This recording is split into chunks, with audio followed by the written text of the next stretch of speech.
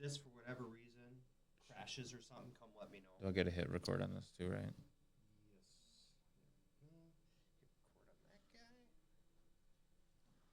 Oh, man, and you guys are good to go. I'm just going to adjust your camera just a little bit. Just so I match you to bring the most good. All right, man. Appreciate it. Yeah, come grab me if anything comes up, though, man. All right, all right. Welcome back to another installment of the 94 podcast. I do appreciate being joined here again with Jim Bushy, Brooke Edel, your host, and joined by my co-host, Jim Bushy. How's your week going, Jim? It's going good. The girl and I celebrating 4 years together today. So after this, I'm gonna give her a nice call, talk to her, and just have a nice conversation. So we send her flowers. Hopefully, if everything goes well, we have a great day today. How are you doing, man? How's your day going? First of all, we definitely celebrate love here. That's awesome. My day's going great. Thank you for asking. Yeah, it's the holiday blitz right now. I know right before the major holidays, we just had Thanksgiving's in the rearview mirror, but we are quickly approaching Christmas and the New Year. So yeah, everything's good. I just got some holiday shopping that I got to do a little bit later this weekend. But yeah, otherwise I am doing well. Very thankful for the season and very grateful to be able to spend it with family and friends. But yeah, we want to also reach out to Randy Moss and his family. I know that they were going through something very personal and very close to them. I know that they were dealing with something internally. And Randy Moss just recently had a health update where he is now was battling liver cancer, and now he's a cancer survivor after going through a procedure, and he was in the hospital for the past 6 days in Charlotte. So really great news coming out of Charlotte and the Randy Moss family. Our hearts, prayers, and thoughts with the Randy Moss family. Have you did also come across this news as well, Jim, in regards to hearing about Randy Moss? Yeah, no, it was my uncle and I were watching the pre NFL show on ESPN, and just looking at him, it was you could tell something was wrong with him because his eyes were yellow and something didn't seem right. So glad to hear he's okay. Glad to hear that everything is doing good. Glad to hear he's recovering. So best wishes to him and his family. Absolutely, yeah. Like he was wearing like the sunglasses, and he did have that emotional announcement about 2 weeks ago. So yeah, great update that we get to be able to share here on the 94 podcast. So that brings us into some NFL talk. I know Minnesota Vikings, they're on a 6-game winning streak. They are also in the thick of the NFC North race. The Detroit Lions in a marquee matchup against the Buffalo Bills and Josh Allen, Jared Goff. I don't know. Did you see this, though? Like, the Detroit Lions are going to have a blackout game against – yeah, like, I saw, like okay. yeah, this is going to be an afternoon game. It's going to be the game of the week. In my opinion, because it's just going to be the top 2 conference opponents. I mean, minus the Chiefs. I mean, but like for the matchups for this week, this is definitely the game of the week that everybody's going to be watching. But yeah, that kind of shapes the NFC North race because the Vikings are going to be at home hosting the Chicago Bears for their second division game against Caleb Williams, and the first time now seeing Thomas Brown as the head coach for the Chicago Bears. And that will be a whiteout game for the Minnesota Vikings in this Monday Night Football clash of the NFC North rivals. And the Green Bay Packers, there's a lot of attention on the NFC North. The Green Bay Packers are going to be in the Sunday night primetime game against the Seattle Seahawks, so they'll be out in Seattle, where the Vikings will be out in Seattle later this month, but all eyes will be on Jordan Love facing off against Geno Smith on Sunday Night Football. So a lot of great games coming up just in the division alone. Which game do you want to break down first? I mean, I think we should start with the early game. We gotta start with the Super Bowl matchup everyone wants. The Bills Lions. That is going to rock. I hope we get that situation, but instead of the Lions, we get the Vikings. But I mean, that is what the Super Bowl should be. And honestly, we should just work our way back there. It's one of those weeks where it's just like you can't go wrong with like the slate of times where all these games are at. Maybe you change Green Bay to the 3:45 or 3:25 start time. Move move the move the Vikings, move them to the prime time, and then move Buffalo to Monday night. Buffalo Lions to Monday night, but you can't go wrong no matter what game you put on there. I mean, you got rivalry, you got playoff matchups, you got Super Bowl everyone wants. So it's going to be a great week to watch football. Absolutely. The Lions will be hosting the Buffalo Bills. Not a surprise here. Detroit coming in 12-1 on 11-game winning streak. They're favored by 2.5 points. And I know the Bills are coming off of a shootout against the Los Angeles Rams, Oh where gosh. that was just that felt like a college football game because it really came down to the team that had the ball last, and Buffalo was not able to stop the Rams' offense, and they looked to stop the Detroit Lions going in to Ford Field. A lot of people are taking the Lions, and decidedly so. They look like they are one of the toughest teams to face right now. But I still think that Detroit is beatable, and I feel like this could be a game where Buffalo can really flex out what they can do with Josh Allen and be able to keep the Detroit Lions off the field, especially with what they can do with Josh Allen. I know that they like the quick strikes, but I think this might be a different way for Buffalo to attack Detroit, especially with a couple of injuries on the defensive side. I think that's where Buffalo is going to look to attack, especially the edges with James Cook. But yeah, this is going to be a great game. You got Jahmyr Gibbs on the other side and David Montgomery. That will be a huge challenge for Sean McDermott and his defense. And then also being able to contain Amon St. Brown.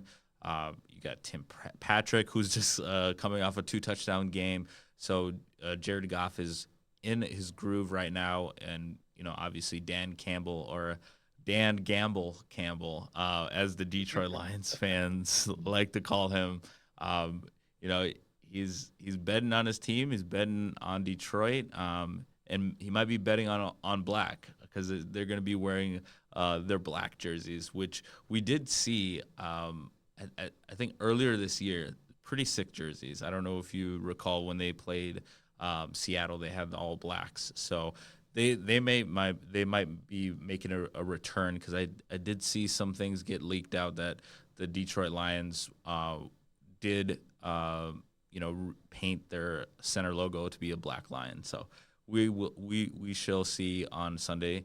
But yeah, this is going to be one of those games where it's like, hey, this could be a Super Bowl preview. But yeah, like I'm really excited to see the first fourth down for Detroit in this game. What's going to be the call? Are they going to go if it's fourth and 5 or less? I'm expecting Detroit to keep their offense on the field. Oh, same. Fourth and 5 or less. It's okay. What are the odds that they go for it? What are the odds that they kick it? Like you can put money on this and be like that. You don't need to gamble the game. Just gamble. Oh, are they gonna go fourth down, 5 and under? Or are they just gonna sit there and punt it? Dan Campbell has just took that team and said, you know what? This is our team. We're gonna make it our way. and he has been able to do that successfully. You've seen it for the past couple of years now, and as much as I hate saying this because they're in the same division, watch out. I mean, they can be good for years. Is that now the question is that the next Belichick right there? Okay, Is it next Belichick. Belichick? Okay, okay. But the next Belichick in regards to just having a dynasty with what Dan Campbell's doing. I mean he has done a remarkable job of building this culture in Detroit. Yeah, we'll talk about Belichick a little bit later on in regards to his news that just broke this week. It's gonna be no longer Chapel Hill. It's gonna be Chapel Bill. But yeah, like with Detroit, yeah, they have such a huge imprint on this city, the culture of football. They're definitely taking over in regards to what you expect to see from Detroit football, and that's good for Dan Campbell being able to resuscitate, because I know Detroit for so many years was looked at as like the laughing stock of the NFL, and I know for Vikings fans, Packer fans, Bears fans alike. You looked at them at the schedule and you were like, all right, this is guaranteed 2 games that we can win every single year. But now it's looking like, all right, these are going to be like the 2 hardest games every single year. So, no, definitely hats off to Dan Campbell and what they've been able to do. And we'll see what they can do to follow up their playoff success of last year, making it all the way to the NFC Championship game. They got some unfinished business. I know offensive coordinator Ben Johnson refused a couple of coaching opportunities, head coaching opportunities to come back because he said that there was unfinished business. So we'll see if this is a Super Bowl preview. But yeah, the 94 podcast, we obviously want to see the Vikings advance as far as they can. And we know that the Detroit Lions might be the team that might be in their way to get to where they want to go. But yeah, this will be a great game to kind of just give us that barometer of where the Detroit Lions are in regards to being able to handle a world-class quarterback in Josh Allen. We will also take a look at the Seattle and Green Bay game. How does that look? Green Bay, they're coming off of a tough road loss in the division to Detroit. They traveled out West Coast. They play Seattle. Seattle has been a tough team of late, and Seattle is leading the NFC West. They're in the driver's seat. The LA Rams are, they're making their case. They're staying hot. They've won the last 7 of 9, so it's wide open for the NFC West. And we know both Seattle and Green Bay, they have a lot of classic matchups, going back to the NFC Championship games that they've played in the past.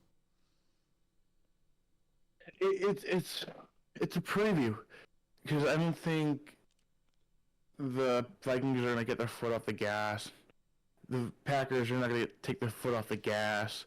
So this is probably going to be the playoffs here. Seattle, they've been able to take advantage of the NFC West.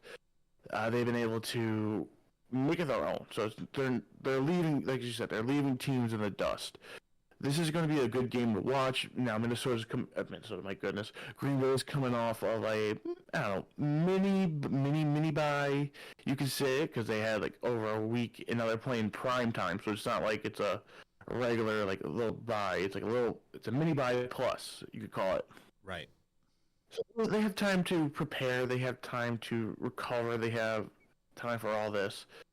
But my question is, you're playing a late game out in Seattle. You're now 2 time zones behind what you normally are.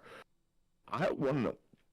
Excuse me. I want to know what time, when do they leave to go to Seattle, because losing those 2 hours means everything. You throws off a routine, throws off everything.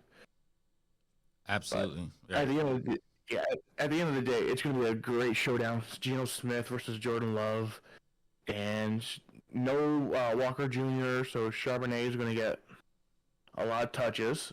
Hopefully, he does good for my teams. Hey, Charbonnet is running like a wild man, and if you have him in fantasy, uh, yeah, you're definitely excited in regards to how uh, Zach Charbonnet is performing. Yeah, just really exciting to definitely see what this matchup will include. Seattle 8-5, Green Bay 9-4, currently in the 6th slot. So this would be the 3-6 matchup. So again, it could be a playoff preview. And that would be the setting. It would be in Seattle. Yeah, I really like this matchup. This really forces Green Bay to take the show on the road once again and play a quality opponent. We'll see if that, if Kenneth Walker, being out is going to be maybe like a shift here because if I'm Green Bay, I'm doing the same thing, running Josh Jacobs, and then you force Seattle to throw the ball. You don't let them rely on their running game because I think that sets up a lot what they do with Jackson Smith and Jigba, and what they're able to do in regards to the play action. So I think with Green Bay, if they're able to get the pass rush, and I don't know if they're getting a couple guys back because I know Jair Alexander was out for the last game. So if he does make a return, that could be a huge X factor for Green Bay to be able to limit what Seattle does on offense. But yeah, that's going to be a great game in prime time. But yeah, moving forward to Monday night, we got the Bears, Caleb Williams, yep, going up against Sam Darnold, coming off of the 5-touchdown game against the Atlanta Falcons and Kirk Cousins. The Bears still licking their wounds from their beatdown against the 49ers.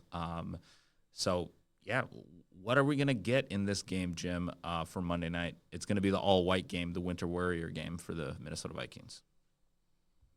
Now, don't get me wrong. Like, we all know that the Vikings should trounce the Bears.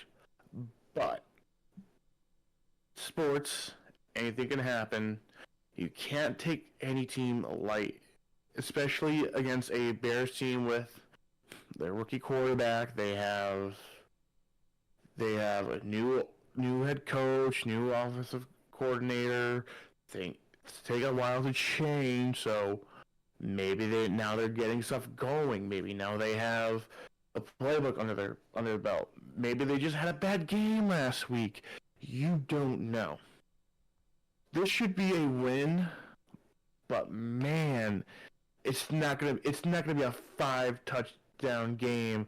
It's not gonna be the same team we faced weeks ago. Even the team we played weeks ago, they almost beat us. We almost lost because of mistakes.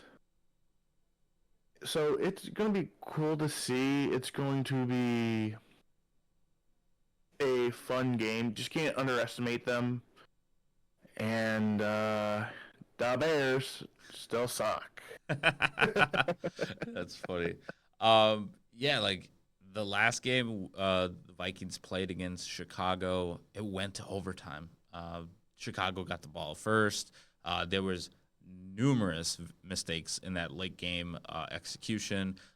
You give up the touchdown, you give up the 2-point conversion, you let them recover the onside kick, you let them drive down into field goal range, you let them kick the game-tying field goal, and you're going to overtime and you're thinking, wow, we're going to lose this game, and this could be a really, really, really, really terrible way to kind of start the second half of the schedule, because that could have definitely threw a wrench in the Vikings' plans to stay in contention for the NFC North title. And what they were able to do, the Vikings were able to stave off the Bears, beat them in overtime. The Bears followed that game up with the Thanksgiving kerfuffle in regards to Matt Eberflus losing his job by not executing timeouts. And ever since then, I mean, the Bears' offense has looked different, but they still haven't been able to kind of click everything together in regards to getting that victory. So they're still on that losing streak. I feel like with Caleb Williams coming in, Kevin O'Connell, a lot of respect for the young quarterback. At the end of the first game, you could see that they were, exchanging words. And normally you don't see that, especially with a rookie quarterback, but that just lets you know that Kevin O'Connell definitely thinks the world of Caleb Williams and what he was able to do against a tough defensive front that Brian Flores provides the Vikings. So I know that this game is going to be personal for the defense because they don't want to see a rookie just shine in his debut against us, especially knowing that it's going to be Monday night. This is going to be the standalone game, so the whole world is going to be watching. So I'm definitely expecting a bounce back for the Vikings defense. This is going to be – I feel like this is going to be a defensive-led game, and I'm expecting Aaron Jones to get also busy as well. It's been kind of nice to see the receivers feast. We saw that with Justin Jefferson, Jordan Addison with a hat trick last week, and Justin Jefferson going for 132 and 2 scores. Jordan Addison with 133 and 3 scores. So Sam Darnold is going to be tough to top what he did last week against Atlanta, but I know he's definitely up for the task in regards to going 2-0 against the Chicago Bears. A lot of great matchups for the NFC North, and that's just the NFC North. But as we look at the rest of the NFL, we got a couple good games in regards to playoff implications. You got the Steelers and you got the Eagles, the battle for Pennsylvania. That's going to be a great game. I think that's, if I'm not mistaken, that's a noon game. And hold on. And I'm also seeing here for the NFL, we got, again, this is what we're talking about, is we got the Steelers and, Steelers Eagles. That's actually an afternoon game. Afternoon game. You'll be flipping between the Bills, Lions, Steelers, Eagles, and then the noon games that we're seeing is Chiefs, Browns. I mean, if you want to consider, maybe, I don't know, it gets kind of slim after that. Ravens, Giants, that's not a playoff matchup. No. Jets, Jaguars, maybe for the top pick. Cowboys, Panthers. I think that could be a good game. Yeah, that could be a good game. Yeah. Carolina has been playing very good lately. Like, they haven't been like blown out. They've taken the defending Super Bowl team to the end. They've been in one-score game. So Bryce Young, I think he's turned his career around after sitting on the bench. Yeah, no, I think I would agree with you as well. And what Bryce Young has been able to do is be a leader, and that's a huge thing that I've been able to observe with Bryce Young and him being a leader of men. And I think that's what it will take for any NFL quarterback, rookie or not, or in his sophomore year, to really take that step of that QB progression of a QB1. Really excited to see what Bryce Young does against the Cowboys defense. That even with Micah Parsons, it can be beat. So the Panthers are looking to spoil any chance that the Cowboys have. At this point, they're 5-8. I think this is maybe time for the Cowboys to start thinking for next year. But yeah, I really like what Bryce Young has been able to do with that entire Panthers offense, especially with Adam Thielen leading as QB1, leading the corp there. The other games that we're also taking a look at is Dolphins, Texans. Yep, Dolphins, Texans. The battle between Tua and C.J. Stroud. Tua Tagovailoa.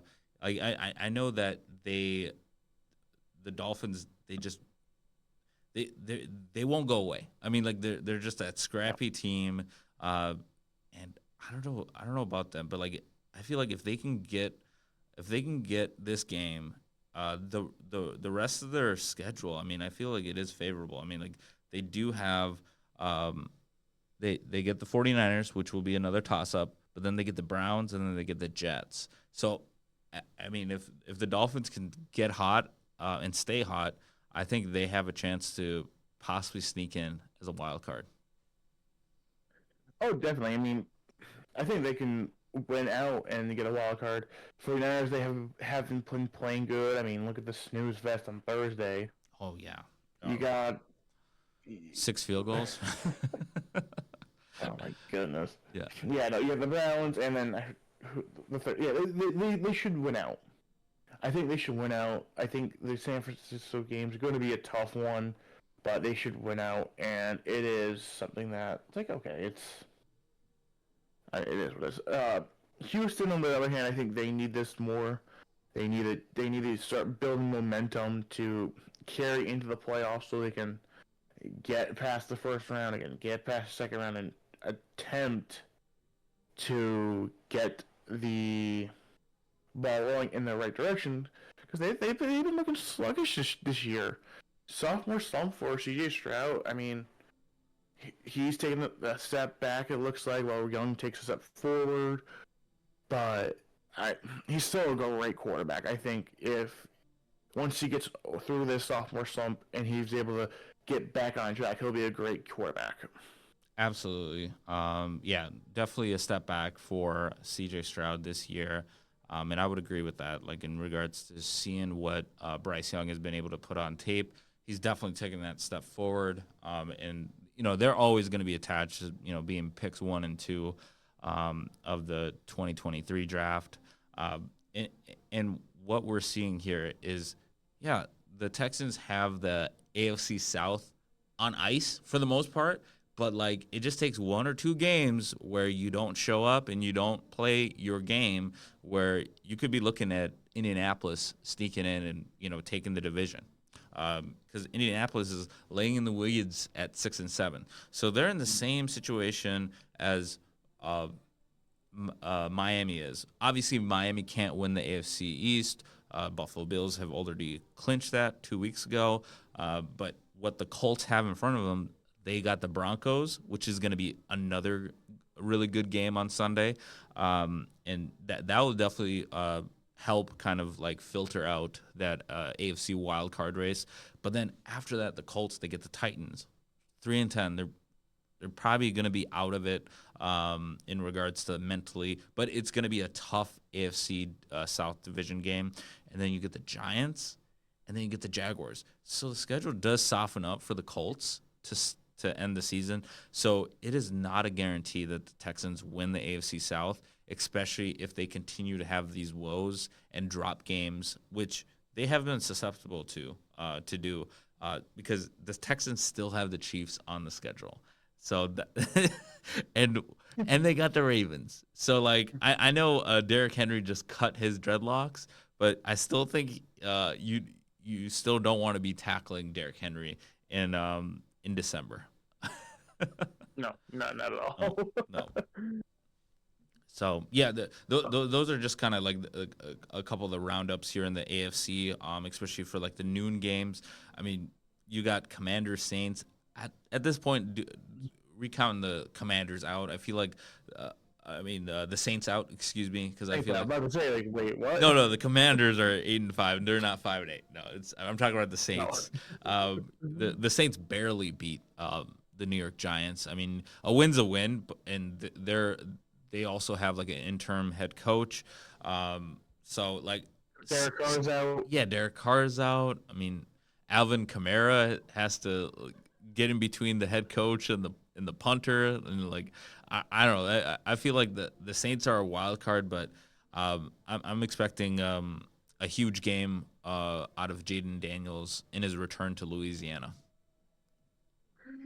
So the reason why I just laughed is I was looking at tickets because the Saints come to Green Bay next Monday. Okay. Guess how much the cheapest for one ticket is?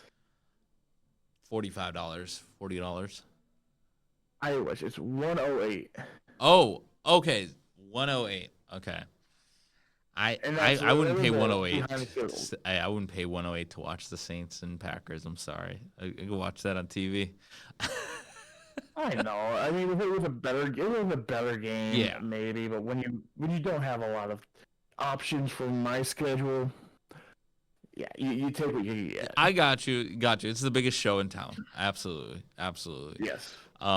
Yeah. Like, do you think they'll play Spencer Rattler at this point, or do you think Yeah. the Was it season? him or Tyson Hill? Yeah, or I thought Taysom Hill was on the IR. I could be wrong, but No, I thought he might be yeah. out. But I know the Saints are in this game 8-point dogs to the Commanders. So yes, Dan Quinn is he's gonna be going off against his former NFC South rivals. So I know he's definitely gonna get up for this game, and expect this to be a high scoring game. But interesting.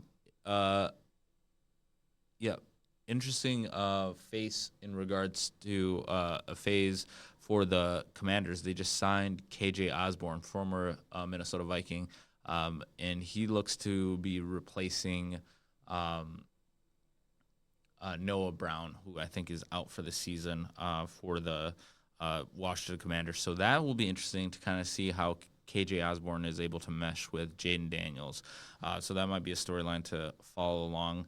But yeah, like Commanders, they're probably going to be the last wild card team. I don't think any team is going to be catching them in the playoff picture at this point. I don't know if you see a team that I'm not seeing. I mean, the Rams, I think maybe, but do you think that they're able to keep this continued stretch? I mean, they still got one more game against Seattle, so that will be a good test.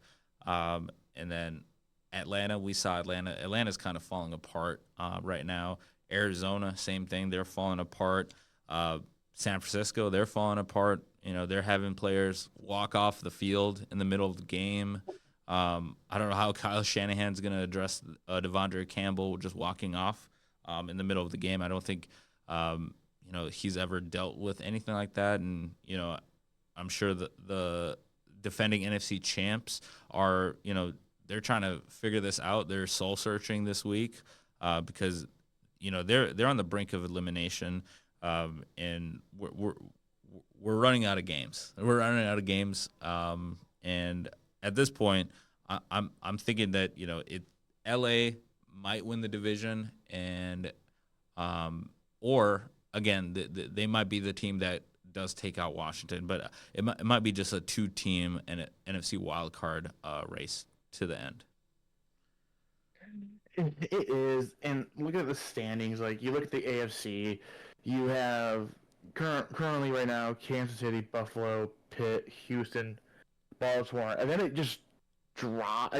There's still, you have Chargers and you have Denver, and then you drop to the Indy 6-7, Miami 6-7, Cincinnati 5-8. Like I said, do they just give up on the year now? I mean, if they lose this game, they give up on the year and look for next year. But that's nor here nor there.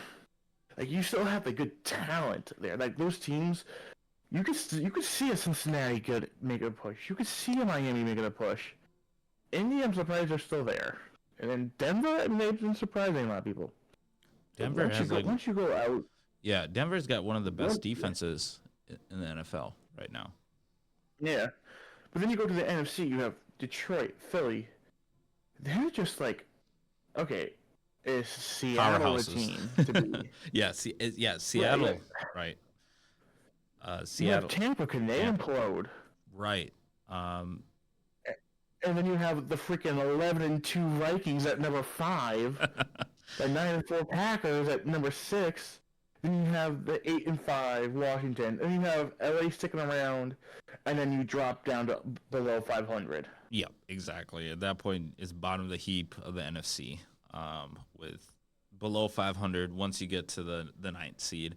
And you're looking at like the top of the NFC. You're looking at Detroit. They're in the tournament. They've already punched their ticket. Same thing with Philadelphia. Worst case scenario for both of them is that they end up on the road for the first round of the wild card.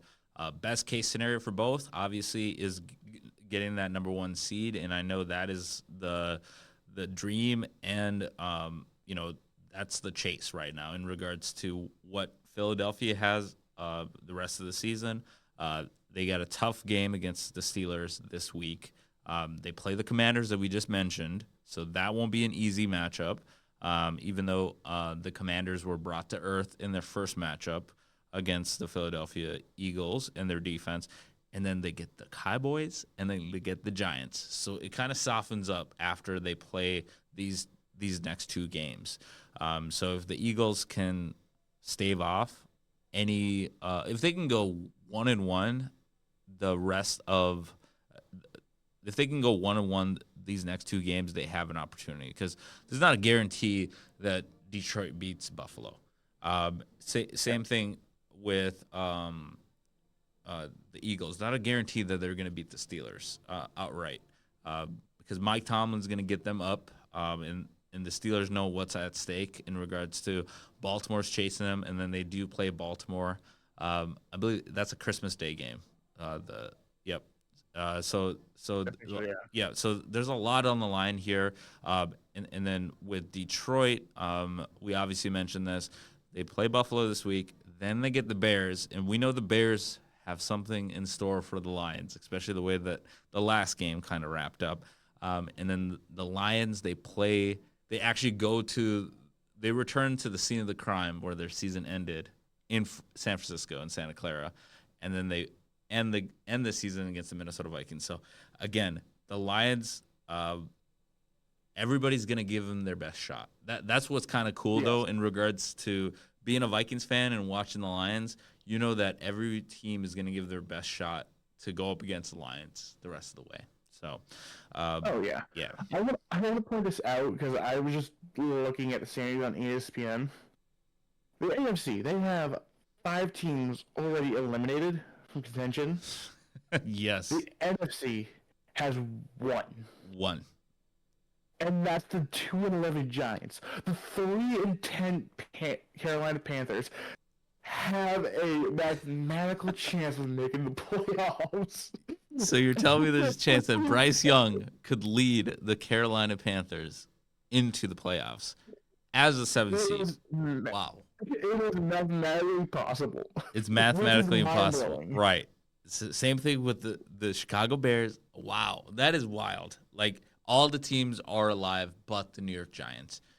So, yeah, New York Giants are already thinking of who's going to be the number 1 draft pick. But, yeah, that is crazy that Carolina is still, through thick and thin, they're still alive in this playoff race. Hey, there's a will, there's a way. Right, exactly. I mean, that division's not wrapped up, too. You got Tampa Bay at 7-6. They sit currently at the 4th seed. And you don't know. In Tampa Bay is just one of those teams where I feel like if they can get like some consistency and then they can at least stay healthy, they are going to be a tough out. And we saw that last year where they were able to eliminate Philadelphia. They got to the divisional round. They lost to Detroit in that game. But I know that Tampa Bay matches up really well against a lot of these NFC teams in a playoff scenario. And they get the LA Chargers, they get the Dallas Cowboys, and they get the Bryce Young-led Panthers. So potentially it could be, it could be coming down to the last few games for the NFC South. But if the Panthers can stay hot, there's still a chance that they could be in that mix. I love it. Never say die. Never say die. I'm just flabbergasted. Like, how are they still mathematically in this? Like, they're 30-10. The Giants are 2-11. Like, how? Just how? It must be their conference record. Their conference record's nothing to be impressed by, too. They're 2-6. So somehow, some way, they're still alive. I think it's the division. They got enough games to catch Tampa, I guess. They must. I mean, if it's. Yeah, no, it's definitely it's one of those head scratchers for sure. Okay, so speaking of the Giants, they're gonna keep their eyes very close to the Heisman presentation this weekend. Have you been able to see who's going to be attending the New York Heisman Trophy presentation? I saw a picture of them. I saw the names, and then I went to work. Okay. So very So quick. the one thing that didn't stand up to me though is, and this is really cool. Out of all the finalists, one of them was repping their school. I don't know, did Absolutely. you see that? Yes, I did see that. So you're talking about the 2024 finalist, and I'm gonna just list them off. So Dylan Gabriel, Oregon Ducks; Travis Hunter, Colorado; Ashton Genty, Boise State; and then Cam Ward, University of Miami. And Ashton Genty is in his orange and blue Boise State Broncos in the playoff. Same with Dylan Gabriel. Both those, so 2 out of the 4 finalists are in the playoffs. So yeah, it's gonna come down to these 4, and they're gonna be named the Heisman, and they're gonna be joining the fraternity of the Heisman house. So it's pretty cool. So you're gonna be seeing them in like future Nissan promotions. So very excited for whoever does win it. But I know there's people that are saying Ashton Genty should win it because his team is in the finals, or actually getting a first round bye. But you could still argue Dylan Gabriel, they get a first round bye too in Oregon and the number 1 seed. But then there's still arguments out there for Travis Hunter. Cam Ward, I feel like he's just happy to be there. Like Yes. like have a Pop-Tart at the Pop-Tart Bowl. Like Miami, I'm sorry you got knocked out, but win your damn games. Like that's what Win it your comes damn back. games. That's what it comes back to. And with Colorado not being in the playoff, their huge highlight of the season is going to be Travis Hunter's Heisman finalist, and we'll see if he walks away with it, or if it's Ashton Genty, or if it's Dylan Gabriel. But yeah, that's going to be my top 3 right there. Is Travis Hunter, Ashton Genty, and Dylan Gabriel, and then Cam Ward's probably finishing 4th for me. I would have to agree there. I mean, you can make an argument for everyone, but I think you have a great lineup right there for top 3, and then Cam Ward on the outside looking in, and the guy from Colorado outside looking in too. Okay, so okay, gotcha. Yeah, with no playoff berth. So that the next time that both of them will be playing will be in their bowl games. And Yeah. and speaking of a lot of, we've been talking a lot about playoffs. But let's talk about the playoffs, right? College football playoff is officially upon us, and less than a week away. We get our first playoff matchup. It's going to be the Indiana Hoosiers going to be traveling to South Bend and playing the Notre Dame Fighting Irish. And I know that's your team, the Notre Dame Fighting Irish. It's going to be 8 p.m. kickoff. Be on TNT. What are your thoughts going into this matchup? I mean, it's simple. Like in Indiana, and the dark horse, they've been able to come through. But it's Notre Dame. I mean, come on, man. You have to. You're at home. It's going to be. I think I saw it was estimated to be 13 degrees outside. What are you doing games? You won your damn games, and I kind of have a little bone to pick with the way this is set up. There is no physical way Notre Dame can get a bye, because I think if I remember correctly, it goes to winner of the division, and since Notre Dame isn't in a division, they don't think they could get a first round bye. I could be wrong. Okay, Wrong, like they wouldn't be granted a first round bye. Like, yeah. Gotcha. I mean, yeah, they did. I don't think I could be wrong. Okay. I mean they only dropped that one game to Northern Illinois. And same thing for Indiana. Both teams 11-1. Indiana losing to Ohio State.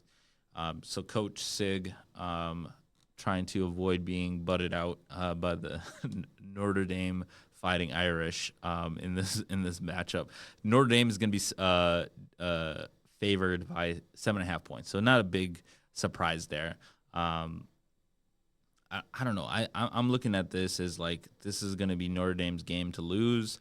As long as they have Jeremiah Love, I feel like if he's staying healthy, I feel like Notre Dame has every opportunity to take control of this game and really eliminate what Indiana wants to do, which is be able to spread the ball and be able to get their quarterback to be mobile. So yeah, if they're able to minimize that and keep the scoring lower, I feel like advantage Notre Dame. But like Notre Dame likes lighting up the scoreboard too. So like this is going to be interesting. This a lot of these matchups are kind of shaped by their styles. So a lot of these bouts are going to be set up with styles, and both these teams love just a track meet. But again, the game time weather is looking like it's going to be 23 degrees, going to be cold. Indiana's, like, again, one of the dark horse teams that I did mention early on the season. But, yeah, this is going to be a tough hill to climb, especially with touchdown Jesus. I got to go with Notre Dame in this one. This is going to be a tough game for Fighting Irish. Fighting Irish. I got Fighting Irish in this game. And then next week, we get a triple header. So that kicks off the playoff.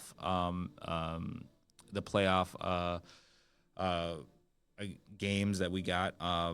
For Saturday, we got SMU at Penn State. So they will be visiting Happy Valley, and that's a 12 p.m. game. And then Clemson at Texas. So it will be the official Orange Bowl game there before the national championship, of course. So that'll be 4 p.m. And look at Dabo Swinney. Look at us now. Like after week one, everybody was writing him off. It's like he doesn't know what he's doing. The game has passed him up.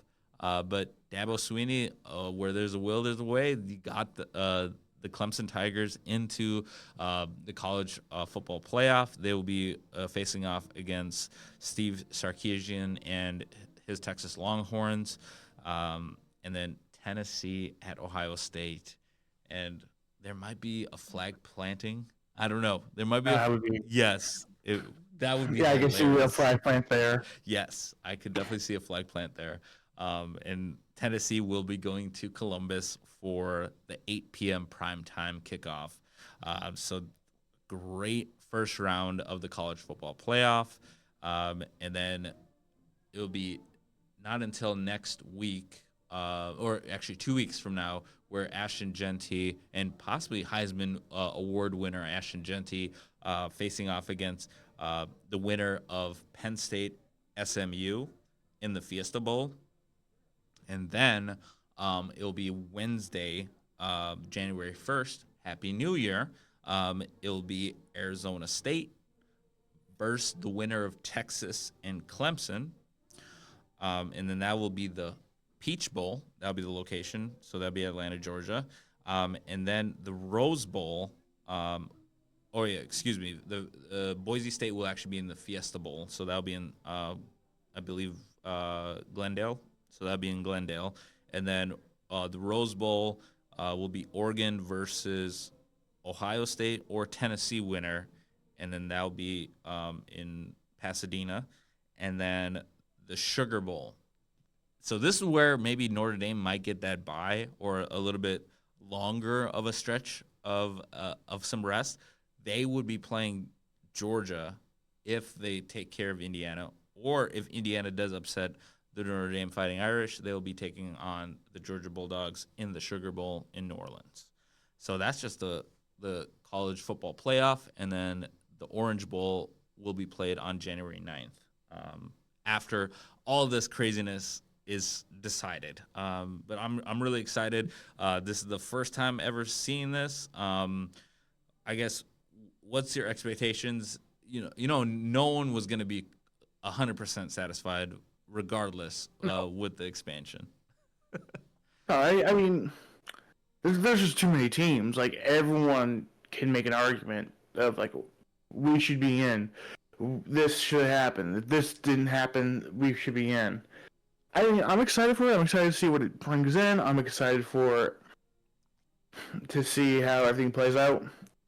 I want Notre Dame to win. I actually want SMU to upset Penn State. I just the story, just the story there. Like I heard that they don't do recruiting, that they don't have a big NIL budget, they don't have a big they're not big on recruiting, and here they are. And I mean, come on, their social media team was spot on. Oh, absolutely. Did you see? Yes. Did you see that? Wait, the Family Guy one? Yeah, I saw the Family Guy one. Peter, the horse is here. Oh my god. That was oh, it was so perfect. Oh my god. Definitely give them raises, all of them. That was awesome. Yeah. Like the college football playoff, like I know Alabama, I'm sorry, but they had to be left out. You can't lose 3 games. You can't lose 3 games, right? At that point, then you're opening the floodgates, and South Carolina is going to say, hey, we were one of the hottest teams going into the college football playoff, and saying, like, hey, we beat Clemson. But, again, you got to win your damn games, and that's what Clemson did, even though it was an it was the ACC game that came down to the wire in SMU. Like, the worst-case scenario happened last week where SMU came back, almost won, but then Clemson won the game. So they were able to get the berth, but then SMU, like, made a strong enough case in that game to survive. So, yeah, like, but now the brackets are final, and now it's just time to watch the dust settle. A lot of great games, coming up in regards to college football, and this is like the best time of year in regards to seeing all the bowl games. I know there's going to be like football on like 24/7 now. It's like we're going to be inundated with all these football games. I mean, right now you got Army versus Navy going on right now, and then you got Southern Alabama and Western Michigan. So it doesn't stop. It doesn't stop. Yes. Just waves and waves coming after you, started on Saturday and won't end until the new year. So yeah, and at that point, then we'll be getting ready for the spring class and spring football. So, but yeah, college football, what a season that we've had, and now we get to kind of reflect a little bit, especially now having the Heisman trophy presentation. But coming back to it, connecting the NFL and college football here. We're looking at some of these draft picks. Do you think the Giants probably take a quarterback? Do you think they take? Oh, who do you think they take? Shadur Sanders? Possibly. I mean, it's either going to be them or the Raiders being the number 1 pick. I think Giants are going to get it, but they both need quarterbacks. Right. So it's going to be tough. I think it's going to be it's a good year for quarterbacks coming out of college, but anything's possible. Quoting Kevin Garnett, anything's possible. That's so true. Yeah, right now the mock draft, the 2025 mock draft, picks 1 through 8. Right now, Shadur Sanders, quarterback out of Colorado, going number 1 to Las Vegas. Number 2, quarterback, Miami, Cam Ward. So that's a possibility. And then pick number 3 right now is the New England Patriots, and they would get the Swiss Army knife in Travis Hunter with both. I like that pick. Yeah, with the ability to play corner and wide receiver out of Colorado. And then the 4th pick right now is the Carolina Panthers. But wait, the Carolina Panthers, ladies and gentlemen, they're not done. They're not done. They're still in the playoff hunt. They're not done. But right now they would have the 4th pick and Abdul Carter, linebacker from Penn State. And then number 5, we got Will Johnson, cornerback, Michigan. And number 6, I might be butchering this name, but it's Tierra Tora McMillan, or they call him T-Mac, a wide receiver out of Arizona. And number 7, we got Mason Graham, defensive line out of Michigan. I know Michigan does have a really good history of defensive linemen, so that could be a good pick for the Jets. And then number 8, the Cleveland Browns would be selecting Will Campbell, defensive line, LSU. And then it goes on with the Bears, Bengals, but like that is not anywhere where like I feel like all these teams will land. But okay, so like 9, 10, 11, and then number 12, Ashton Genty to the Dallas Cowboys. That would be a pick right there for the Cowboys. Yes. If they are able to land him, they might have something brewing in Dallas. Oh yeah. Yeah, but it's a little too early for the 2025 mock draft, so we'll spare you. But just wanted to kind of, and then for the Vikings right now would be the 28th pick, Trey Amos, with cornerback at Ole Miss. I don't know if we're gonna land there though. So like, and then they have the Detroit Lions at pick 32. So it's like it's so early. It's so early, but I'd rather be picking there, to be honest. I don't know. yeah, I'm cool with picking 32. I'm cool. I'm cool picking 32. You know, if you're not in the top 5, I mean, you're basically having a glorified like top second rounder. So True. I Absolutely. wouldn't mind picking 32. Yeah. Oh, bring it on. Meet you at the parade. And meet you at the parade. Yep. Awesome. Hey, I'll be there for the parade. You come here for the draft. I'll be there for the draft. Exactly. Oh, We'll perfect. just exchange trips that way. Absolutely. Work Okay. for me. Awesome. All right. So quick look at the NHL here before we wrap up the show. I'm taking a peek here. The standings.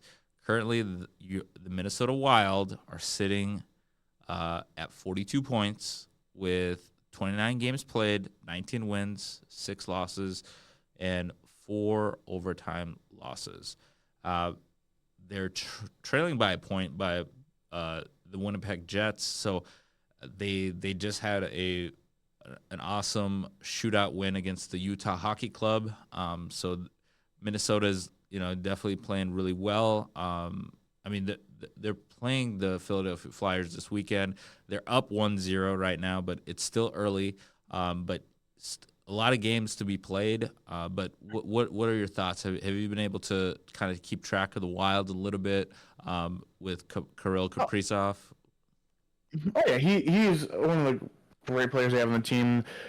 Like I said last week, cap hell, and you're still putting up points. You're still making the team work. You're still everything going. I would never be concerned about that. Now, if you ask about my team, I am just going to just walk away now because I do not want to talk about them. Ooh, things I can't say here. A lot of colorful words. Right. Gotcha. Yep. Yes. Gotcha. Okay. Yeah, like the Minnesota Wild, they got Marc-Andre Fleury in his final year before retirement. So this is going to be the swan song. And they got Philippe Gustafsson. I think the Wild have a really good 1-2 punch right now in net right now. So I'm feeling really good about the Wild and their chances to be able to keep that momentum going. And then also looking at the local basketball scene here in the NBA, the Minnesota Timberwolves were able to dispose of the Los Angeles Lakers last night, 97-87. Huge game for the Wolves. They beat the Lakers without LeBron James. Again, that kind of comes back to the question of, like, is LeBron James in his final stages of his career? Because like the last time he played against the Timberwolves, he wasn't really impressive. And I know it's a lot asking for a man in his 40s to carry a team. But let's not make it about LeBron. But let's take a look at the Timberwolves right now. The Timberwolves right now are 7. I mean, they're in the play-in tournament, but there's a lot of questions in regards to how are they kind of gelling as a defensive team, because right now they're not the same team that they were last year. Just 2 games above 500. They're chasing OKC in their division. But right now it's so early, but I feel like they just got to get their defense going before they even really consider any long-term plans of winning this season. Yeah, they got to get that defense locked up because, yeah, great. If you can score, that's great, awesome. But at the end of the day, you have to score more than they do. And if you're able to stop them and they can score less than you do, you win games. Exactly. So, math. Yeah, it's math. Math. Right. Because like right now they're averaging 110 points, but they're averaging 106 points that they're giving up. So like, yeah, that it could be an off night, and you score. Let's say you score 99, and you're giving up 104. You're losing. You're like, and I think that's what's happening more times than not in regards to the defense. Just needs to kick in gear. But like it's what right now they're about like 30 games in. But you look at them. Well, hold on. No, they're actually about like 25 games in. And you're looking at the body of work right now. It's just like, all right, when are they going to get that consistency? And I think they might need to make a move. I feel like a trade. I feel like if they are able to go after like a Bruce Brown or another defensive player, because I feel like they did lose a little bit of that up front with Julius Randle. Julius Randle is very offensive minded, but I feel like if they can make a move before the trade deadline coming up, I feel like that would definitely help the Minnesota Timberwolves being able to limit a lot of the scoring opportunities that they're facing on currently. But yeah, that's a quick look at the NBA right now. I know it's so early. Right now we got OKC as the top of the Western Conference, and Cleveland and Boston at like the top 2, and then Memphis again, a revival of Ja Morant in his career. So we'll keep an eye on the NBA here on the 94 podcast. But that was just a quick like NBA roundup with the NHL as well. And I know we'll talk about the Rangers at some point, Jim. Once you feel a little bit more comfortable about talking about that. It might be a tanking season. Okay. It might be a season we start trading away our veterans. Okay. Gotcha. Because right now you got Washington at top of the conference, and it's looking like a very steep hill to climb, with 31 points at this time. Gotcha. Okay. Any predictions? We're doing picks before we sign off here. Picks. I think it's going to be simple and easy. I'm going to call two 1 o'clock games. Okay. I'm gonna call it's by that. I'm gonna call one o'clock and one afternoon game. I'm gonna call it's gonna be Houston beating Miami by a field goal at the end. And then the late games, I'm gonna call the Steelers winning by 6. Wow. Okay. Yes. Okay. Okay. In that matchup, I'll go Dolphins, just to keep things interesting. Right. I'll go Dolphins, and then I'll go Eagles. Okay. But I got the Eagles winning by 7. You got them winning by you got the Steelers winning by 6. I got the Eagles winning by a touchdown, and Dolphins, I got them winning. I got them winning by a point. Just keep it really close. Yep. Yeah. Okay. The Steelers are just going to miss an extra point, and they're still going to win by 6. Okay. I'm just really happy that I got a first round bye in one of my playoff leagues for fantasy, because I do have Chris Boswell. So like if he does misses, like get the misses out this week. Same with Justin Tucker. Get the misses out this week. And yeah, kudos to you in the league that we're in. You were able to battle in and make it to the playoffs. So, Yeah. hey, man. You gotta roll with the punches, and hey, sometimes you gotta do what you gotta do. Exactly. You got to chip in the chair. Okay, so I'm going to be predicting the Bills Lions. I got the Bills winning this game. Okay. Tough game, but I got the Bills winning this game by 8 points. I think they go for 2. A little aggressiveness, I think, from the Bills in this game. I'm going. I have to go Lions here. I say Lions just because the defense, the Bills was not good last week. They need to really step up this week to do it, but I don't think they can. Jared Goff and all his weapons, they're gonna run over them. So I'm gonna go. I'm gonna go. I'm gonna go blowout here. I'm gonna go Lions by 14. Wow. Okay. Okay. That is a blowout. That is a blowout. 14, 2 scores. Okay. Yeah. Josh Allen's gonna make it a game, but like he's just not gonna get help on the defense. Yeah. Defense definitely needs to step up in this game. Right now, it looks like this game is slated for 54.5, but it could be more points. It could be more points. Yeah. For sure. Okay, and then the second game that I will pick, I am picking. Let's go ahead and pick the Seattle Seahawks to knock off the Green Bay Packers. That's gonna be good. That's gonna be a fun one to watch. I think that's gonna be a great Sunday night matchup. Give me. Ooh. Give me Green Bay by 3. Okay, I think Seattle is. A lot of people are going to be sleepless in Seattle. A lot of Packer fans. Yeah.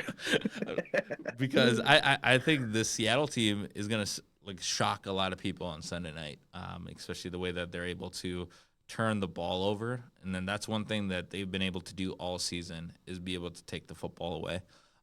So that would be a good game to watch. I got Seattle winning that game by 10 because of the turnovers. Okay. All right, and then last game we got Vikings Bears. Bring it on, bring it on, Skull. We're in unity there. Unity. Oh yeah. Yep. Bears. I'm sorry, but yeah, 4-10, and then that will be the final nail in the coffin for their playoff hopes. And the Vikings will go 12-2. And then that would be one game away from tying Kevin O'Connell's all-time high for wins in a regular season. I mean, Sam Darnold 11-2 with him. I did see an interesting stat in regards to Sam Darnold and Kevin O'Connell. Kevin O'Connell with Kirk Cousins 17-8. They had a winning percentage of 680 or 68%, and then without, I think Kirk Cousins was just below 500 at 65 and 66, and then that gives you that feeling of maybe Kevin O'Connell is really the quarterback whisperer here, and then Sam Darnold, 11-2 in his 13 games that he's started with Kevin O'Connell as his head coach. So that's a 84.6 winning percentage. And then without, he is below 500 at 21-35 of a .375 winning percentage. So I think there's a common denominator here. I think Sam Darnold continues to win in this system with Kevin O'Donnell. And I feel like with what the Vikings are able to do in this game, I think that could launch a lot of talks in regards to a lot of conversations. I know that are being sparked, but I feel like for Viking season, let's just enjoy this season. Let's not think about what's going to happen with J.J. McCarthy. That's 2025's and beyond. Like, let's focus on what's Yes. happening in front right now. Let's enjoy the season. Let's go into the rest of the season, finish strong, and let's see what the playoffs are going to present in regards to being able to protect home field if we get the opportunity to host a playoff game. If not, we got to be able to take the show on the road in regards to staying competitive and being able to rise to the occasion. But yeah, that is the 94 podcast. Until the next time, we'll see you at the TOP, Oh, and we're out.